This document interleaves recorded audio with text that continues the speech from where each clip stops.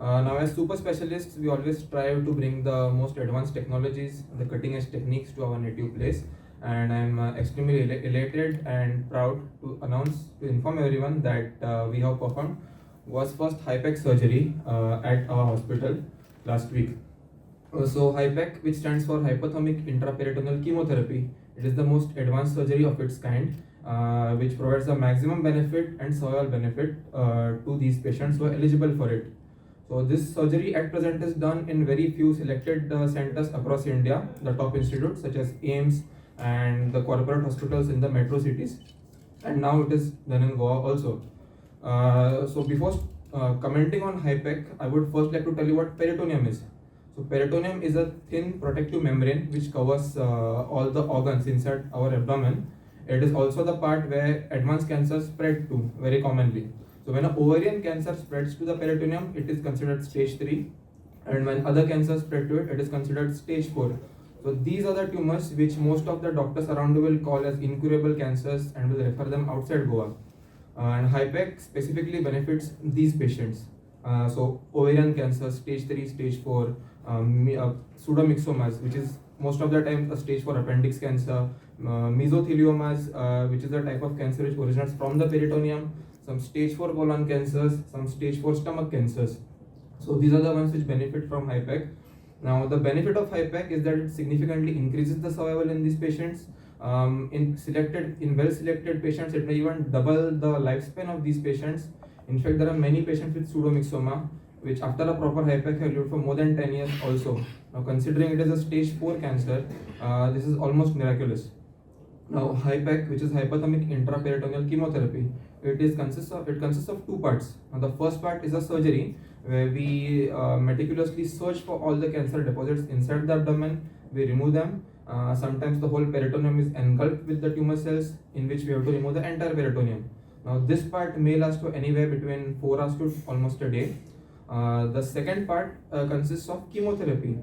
In the open abdomen, we install chemotherapy at a high temperature, around 41 to 42 degrees. We keep it circulating for around 90 minutes, and the chemotherapy acts over there. Now, to do this, we have a very specialized machine which ensures that this optimum temperature is maintained inside the cavity. Because again, a temperature less than this is not effective. A temperature higher than that can cause complications. So the whole thing may last anywhere between 6 hours to 24 hours. Now, in our case was an advanced case of ovary cancer. She received 3 cycles of chemotherapy. She responded beautifully to that and was eligible for surgery within a manner of 3 months. The surgery itself lasted for 12 hours. She had a quick recovery and was fit for discharge by 6 days. Now, many people ask me why this intra-abdominal chemotherapy is superior to the injection chemotherapy or IV chemotherapy, which we usually commonly see. Now, peritoneum is a semi-permeable membrane. It's kind of a filter. It does not allow all the molecules to pass through it. So, large molecules such as the chemotherapy molecules do not effectively pass through the peritoneum. So, whatever drug we give through the injection, hardly 10% of that actually reaches these tumor deposits in the peritoneum. So, this is where your intraperitoneal chemotherapy comes. The chemotherapy is directly given on the surface of these residual tumor cells, the microscopic cells, because obviously all the visible cells, all the palpable cells will be removed during surgery. Heat increases the penetration of chemotherapy, and together it multiplies the effect of the chemotherapy. Now, in addition to the expertise required for surgery, this HIPEC surgery is a challenging surgery. Okay, associated with that, it's a prolonged, long duration surgery. So the anesthetic management is also challenging.